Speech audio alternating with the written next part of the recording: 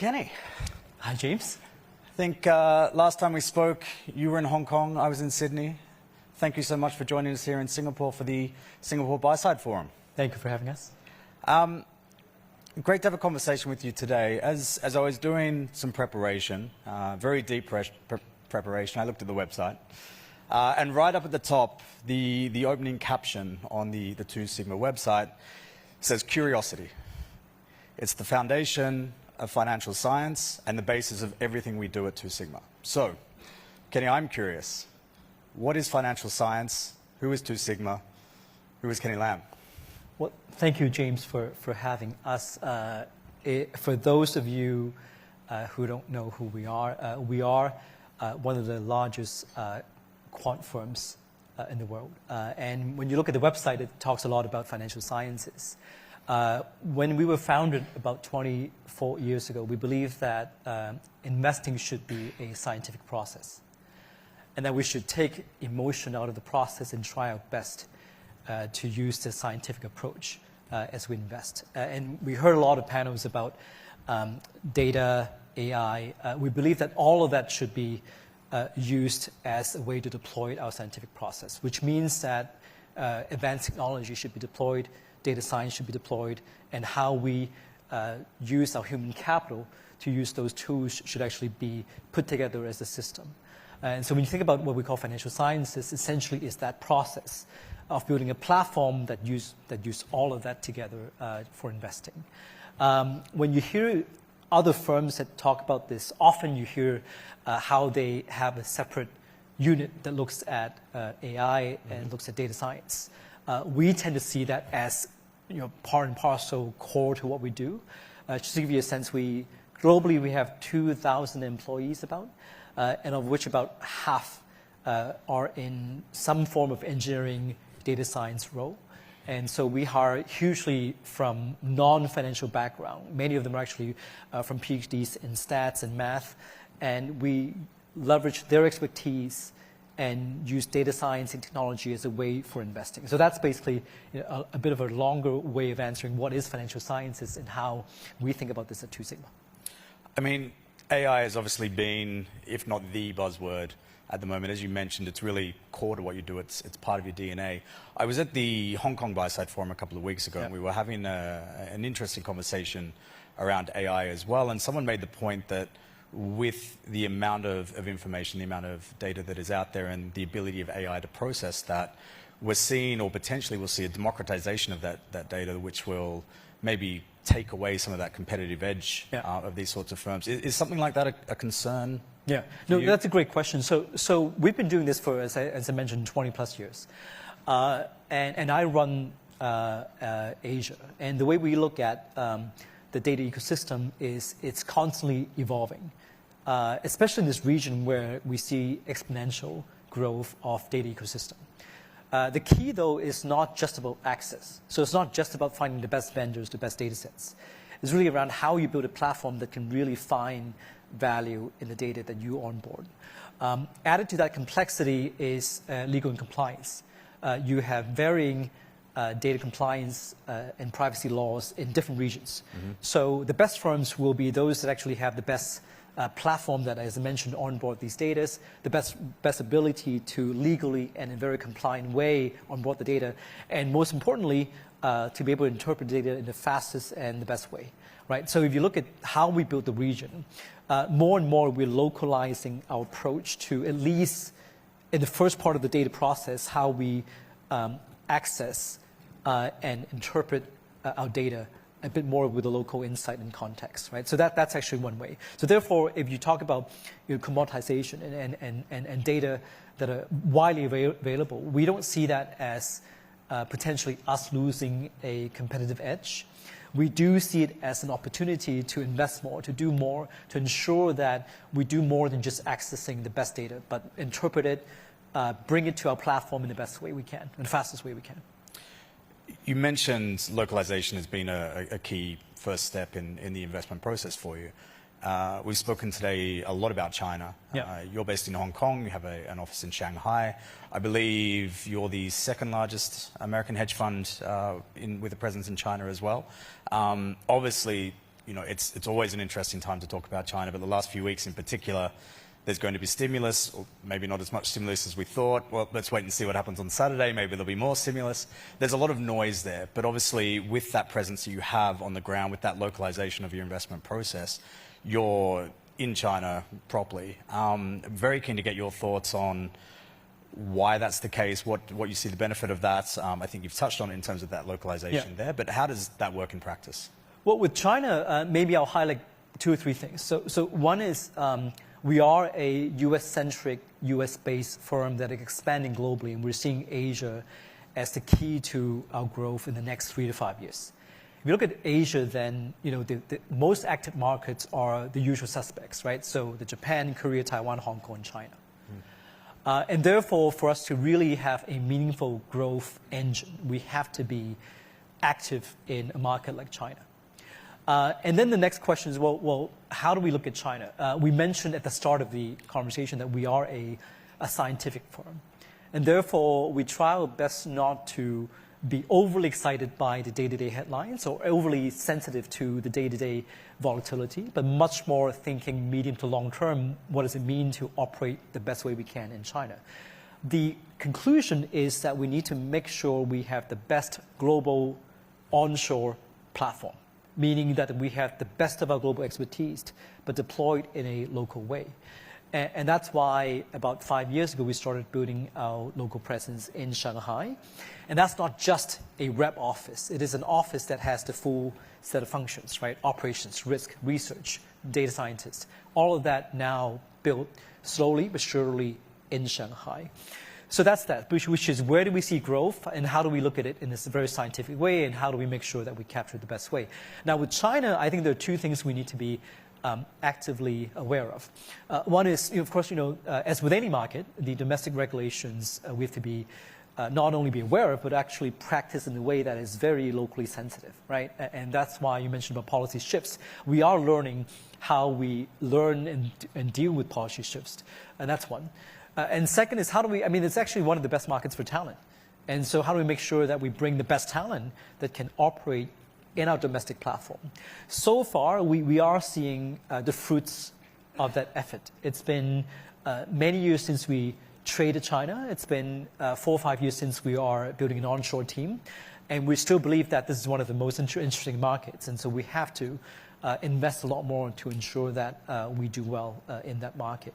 Having said that, Asia has a lot of unique big markets, right? So we talk about Japan, India. All of these are important markets that we are also expanding towards. If you look at global prioritization, Asia, as I mentioned, definitely is one of the key engines that we're looking to expand into. I think India's an interesting one. We'll get to that in a minute. Yeah. When we did speak earlier, and you referenced those local regulatory sort of nuances or challenges, and when we were speaking, I think you used the term the quantquake, which was an interesting term and phrase. Can you expand on that a little bit more and what that meant? Well, I'm not going to regurgitate the news about quote-unquote the quantquake, but our takeaway from it was probably 2. I do believe that regulations in any market, especially China, will have to continue to evolve as we have more quantitative players in the market. The term usually is referred to the situation early in the year where there were heavier regulation on high-frequency traders. And through that process, what we learned is that the regulators are actually actively taking feedback from the market on how to deal with players that are higher frequency than others, right? So we're not, but we are involved in supporting that learning and involvement. So we learn a lot from the interaction with the market and from the interaction and sharing with the regulator. Second is that China and a few of the key markets are one of actually the best markets in evolving regulation. So Alvin said that in a big market like China, they usually have the themes quite aligned with how the market should evolve. But the steps towards that goal may take some time. And so you mentioned about why do we need a local presence. That's how we get to learn the best, is to have a local team that interacts with other players and interact with the regulators on a day-to-day basis. in a market that is still developing. And so that's, that to me is the real takeaway from the quant quick or whatever you want to call it. And I'm sure in the future there will be more new things that would happen as more players come into play. You mentioned that we're the second largest American player in China. Honestly, we're all small players onshore. And therefore, there's still a lot of room for global players to be active.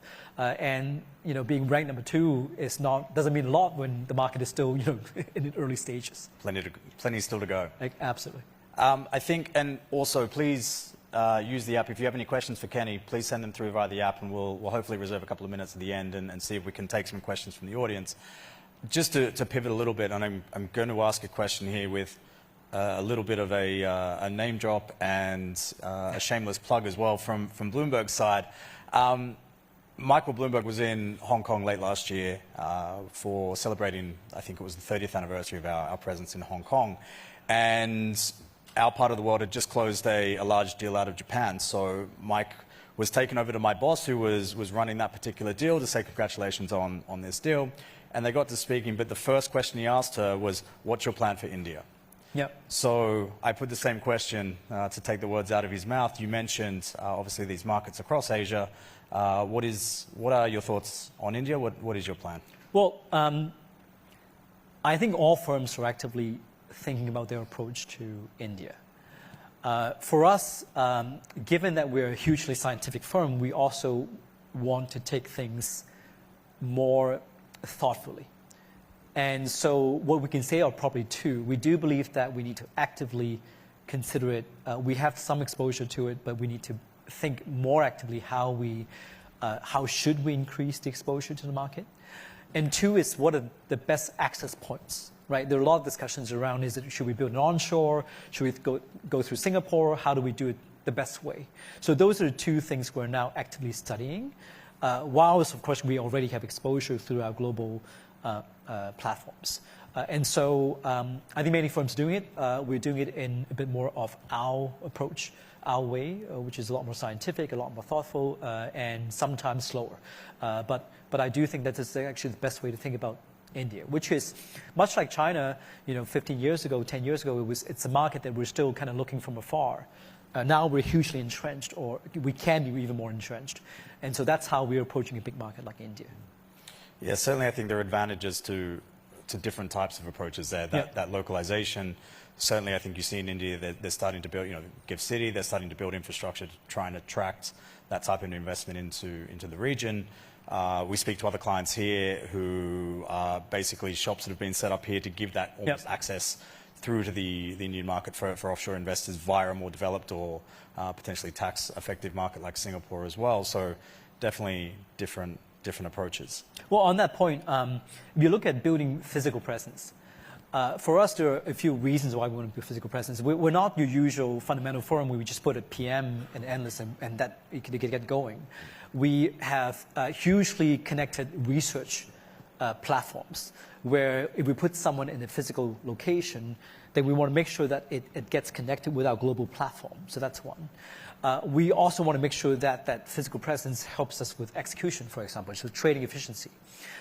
Third is we want to make sure that we know enough that we could gain scale with the physical presence. So it's not just about putting a small team, but how can we grow that platform to being something a lot more meaningful in 5-10 years' time. And so that's why for a market like India, we believe there are a lot of options of doing it, and that's why we're actively exploring how we could do it based on execution, research, and broader platform. Absolutely. Let's have a look, see if we've, sorry to pull my phone out, but that's where the questions will be. So let me just see here if we have anything from the audience. And we've got a couple. So a speaker earlier mentioned that there was a lack of quant talent in Singapore or broadly across Asia. What has been your experience in talent identification and hiring in the region? Well, I actually disagree with that. I think there are a lot more science and math graduates in the region than in many other markets. The issue, though, is not the lack of talent. The issue, though, is how do global firms like ours integrate that and recruit from that? We have traditionally been recruiting from the US and UK-based programs. Now is how do we make sure that we get access to local talent? I mean, Singapore here, a great leading universities, NTU, NUS, great math and science and stat talent. So we want to make sure we tap into that. China, we actually, a few years ago, this is public, we actually did a collaboration with Wharton and Ping An to provide data science training in China because we believe that actually is a market with great engineering and data science talent. I, like all parents, I asked my son, what do you want to do when you grow up? And he loves maths, and his answer to me is, I want to be a scientist and an inventor. Wow. I was hoping he would go into something more financial, maybe make a little bit more money. So I will send him your CV. In 15, 20 years, I'll send him your way, see if we can fill some of that talent gap. For sure. The second question we have, and this one came up earlier and was dodged, but I think you'll be better placed to answer it. Okay. With the Japan government active effort in promoting VC and capital market reforms, do you think Japanese VC space, being so early, has a chance to take it off in the near term, given that it's been an entrepreneurial vacuum for so many years? I know you have an office in Tokyo, you've got a presence there. Yeah.